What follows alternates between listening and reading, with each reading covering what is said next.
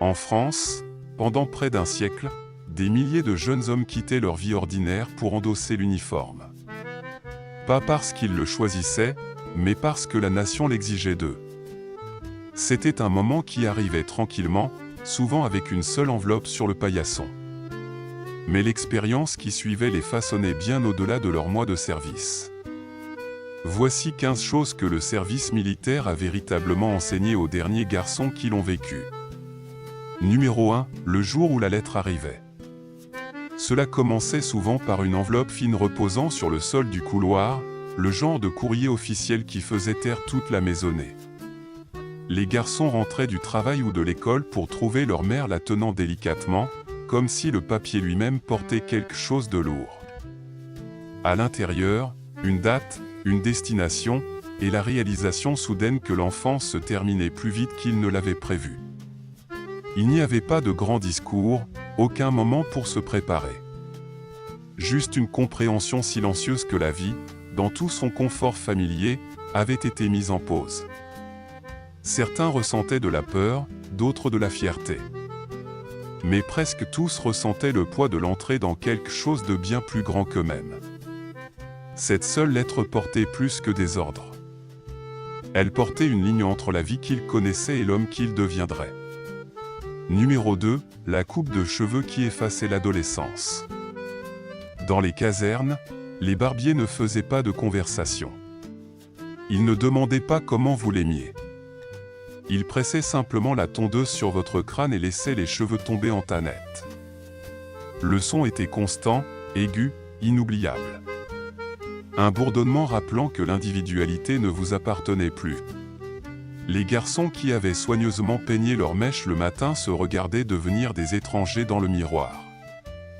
Ce n'était pas une question de style.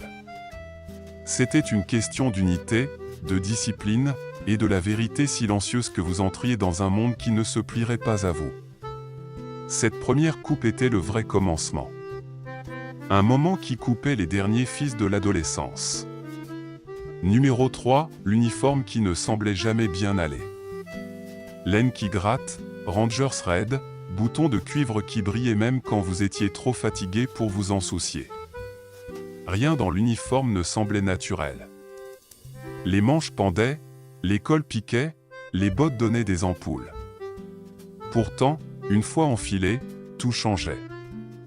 Vous apparteniez à quelque chose de plus ancien, plus strict et beaucoup plus structuré. La coupe n'était pas une question de confort. C'était une question d'uniformité. Le plus petit pli pouvait valoir un sermon. Un fil lâche pouvait signifier des exercices supplémentaires. Mais lentement, presque silencieusement, les garçons commençaient à ressentir une étrange fierté dans cette uniformité. L'uniforme était inconfortable. Mais il unifiait, stabilisait et les renforçait. Numéro 4, le choc de la vie enchambrée. La maison avait de la douceur, de la chaleur, du rythme.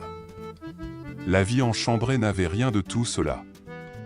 Les journées commençaient avant l'aube avec des cris qui résonnaient contre les cadres de lit métallique. La toilette se faisait à l'eau froide, partagée avec des dizaines d'autres garçons tout aussi épuisés. Les plateaux en fer claquaient aux heures des repas tandis que les conversations s'estompaient sous le poids de la routine. Tout était structuré, chronométré, surveillé. Même le repos semblait être quelque chose qu'il fallait mériter. Pourtant, après une semaine, la chambrée ne semblait plus étrangère. Elle devenait le monde. Dur, discipliné, mais étrangement liant. Numéro 5, la discipline qui s'infiltrait dans tout. La discipline ne s'enseignait pas dans des leçons. Elle grandissait invisiblement à travers la répétition. La façon dont vous pliez les vêtements avec des coins nets. La façon dont vous vous teniez plus droit quand un supérieur passait.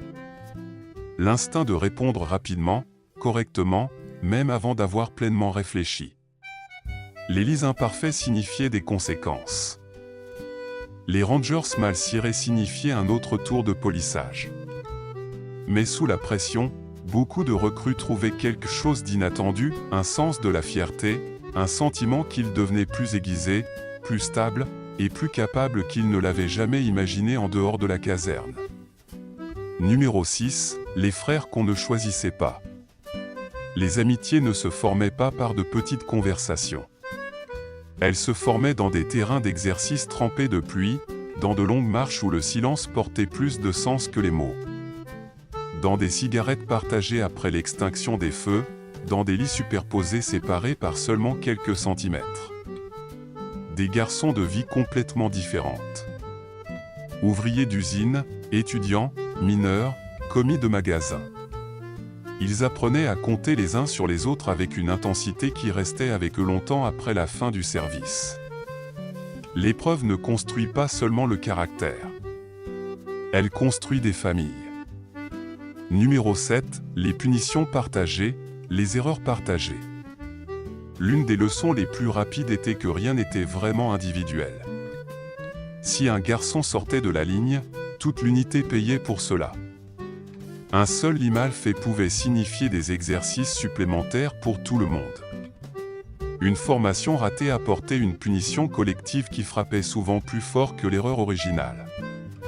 Les tempêtes s'enflammaient, les disputes arrivaient, mais les liens se réparaient rapidement parce que le ressentiment ne pouvait survivre longtemps quand on dépendait les uns des autres pour passer chaque jour.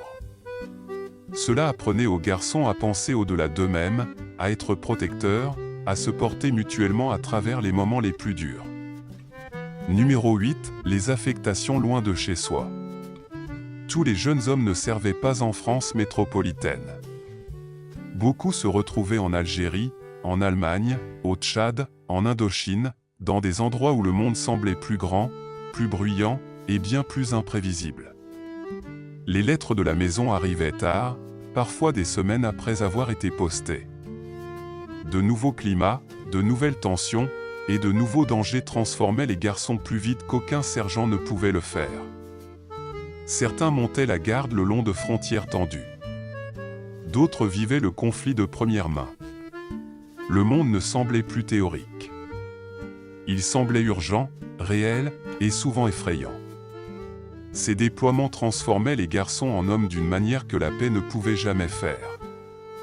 Numéro 9, les sacrifices dont personne ne parlait. C'était la partie que beaucoup ressentent comme manquante dans tant de récits, la vérité silencieuse et douloureuse.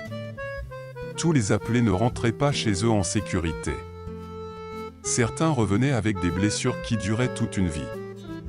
Certains revenaient changés d'une manière que leur famille peinait à comprendre. Et certains ne revenaient pas du tout. Leurs histoires étaient plus courtes, plus silencieuses, et trop souvent laissées de côté. Les communautés pleuraient tranquillement. Les mères souffraient tranquillement. Et les garçons qui servaient à leur côté portaient ces pertes silencieusement pour le reste de leur vie. Le service militaire n'était pas une conscription de temps de guerre totale, mais il portait des risques. Et il portait des sacrifices. Numéro 10, rentrer dans un monde qui avait continué. Retourner à la vie civile était souvent plus désorientant que de la quitter. Les rues semblaient les mêmes. Les familles semblaient les mêmes. Mais quelque chose semblait différent. Les garçons rentraient disciplinés, plus conscients, mais incertains de comment retourner aux routines ordinaires. Les amis avaient des emplois, des mariages, des projets. Les frères et sœurs avaient grandi. Les apprentissages avaient avancé. La maison semblait familière mais distante, et il fallait du temps avant que la vie retrouve son nouvel équilibre. Beaucoup portaient tranquillement le sentiment qu'ils ne correspondaient plus exactement à l'endroit où ils appartenaient autrefois. Numéro 11, les habitudes silencieuses qui ne sont jamais parties. Même des décennies plus tard, on pouvait repérer un ancien appelé dans les plus petits détails. La façon dont il pliait le linge avec des coins nets. La façon dont il se tenait un peu plus droit quand quelqu'un entrait dans une pièce. L'instinct d'arriver en avance, outils prêts, chaussures nettoyées. Ce n'était plus des règles. C'étaient des échos. Des habitudes absorbées si profondément qu'elles faisaient partie de l'homme, pas de l'entraînement. Un certain ordre dans le garage. Une certaine ponctualité. Une certaine façon de se tenir. ces marques restaient, silencieuses mais indélébiles. Numéro 12, la fierté d'appartenir à quelque chose de plus grand. Tous les garçons n'ont pas apprécié le service militaire. Certains l'ont remis en question, ressenti, redouté chaque matin. Mais beaucoup portaient aussi une fierté silencieuse et inébranlable. Fierté de répondre à un appel que leur pays faisait. Fierté de traverser l'épreuve. Fierté de découvrir une force qu'ils ne savaient pas avoir. Ce n'était pas une question d'héroïsme. C'était une question d'appartenance à une histoire qui s'étendait au-delà d'eux-mêmes. Une expérience partagée par des générations. Un passage commun qui liait les hommes entre eux, même sans mots. Numéro 13, la fin d'une époque. En 1997, après des débats intenses et des changements profonds dans la société française, le service militaire obligatoire prenait fin. Les derniers appelés rentraient chez eux. Les casernes se vidaient. Les uniformes étaient rendus. Sans cérémonie nationale, sans applaudissements collectifs, sans reconnaissance particulière. Juste des uniformes retournés, des casiers vidés, des formulaires signés. Les derniers garçons servaient dans une France déjà changée, entrant dans un nouveau siècle de libertés différentes, de cultures nouvelles, et d'un pays prêt à tourner la page de la conscription. Leur chapitre se fermait sans fanfare, mais pas sans signification durable. Numéro 14, les histoires capturées dans les films, les livres et la mémoire. Au fil du temps, l'expérience du service militaire a trouvé sa place dans les mémoires, les films, les chansons et les conversations de famille. Certains récits étaient humoristiques, d'autres lourds de regrets, et beaucoup remplis de nostalgie.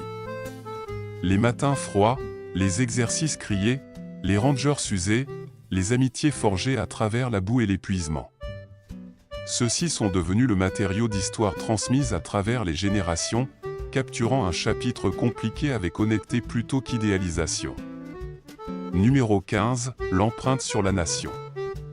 Même maintenant, longtemps après la dernière marche terminée, les effets du service militaire demeurent. Dans la posture des hommes plus âgés qui se tiennent un peu plus droit qu'ils n'en ont besoin.